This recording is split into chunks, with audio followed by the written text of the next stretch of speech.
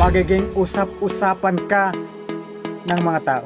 Sa umpukan nila, sa chismisan nila, sa trabaho nila, o saan man, ikaw ang magiging paksa ng usapan. Tandaan mo ito, may sumasalungat talaga. Sa pag-abot natin sa ating pananaw, may haharang talaga. May magagalit talaga. Kaya dapat lagi kang handa.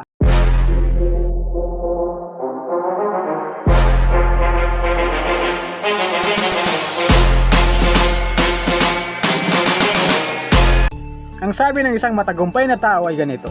Sa harapan ng kanyang mga kasama at hukbo ng Samaria, ay sinabi ito, ano kaya ang nasa isip ng mga kahabag-habag na mga taong ito? Itatayong muli ang Jerusalem sa pamamagitan ng kanilang mga handog at gawin iyon ng maghapon? Akala ba nila ay mabubuo pa nila ang nasunog at nadurog ng mga siljar doon? Nakita nyo? Ang mga negative na tao sa labas ay magtatanong sa iyo ng mga katanungan na pwedeng magdala ng panghihina sa loob. Kapag sinisiraan ka nila, kapag may nagagalit sa iyo, tiyakin mo lang itong isa na ito. Tiyakin mo sa iyong sarili na hindi ka nawawala sa iyong focus. Hindi ka nawawala sa iyong pansin. Manatili kang nakatotok sa iyong pananaw. Gawin mo ang iyong pananaw, anuman ang mga taong nakapaligid sa iyo. Ano man yung buhay mo, aatakihin ka talaga ng mga tao. Pero manatili kang nakatotok sa iyong pananaw.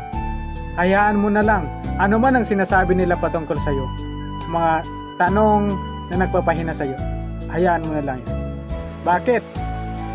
Hindi pa nila nauunawaan ang kahalagahan ng iyong ginagawa.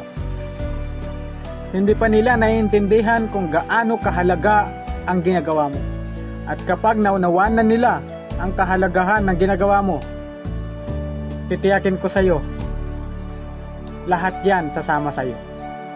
May mga taong sasama sa iyo at mapapagod din sila sa kakahadlang sa iyo. Hindi pa nga lang nila naunawaan yung pananaw na ginagawa mo.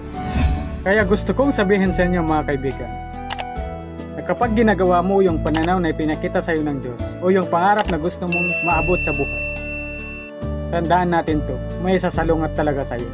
At gusto kong sabihin ito sa inyo, na maging handa sa posibleng sasalungat sa iyo.